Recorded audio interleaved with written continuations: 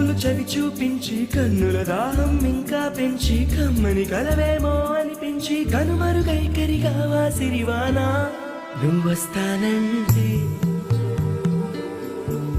నేను తంటానా. ఏంటే ఇక్కడే నిలబడిపోయావే? పాపం అతను ట్రైన్ మిస్ అయ్యాడమ్మా.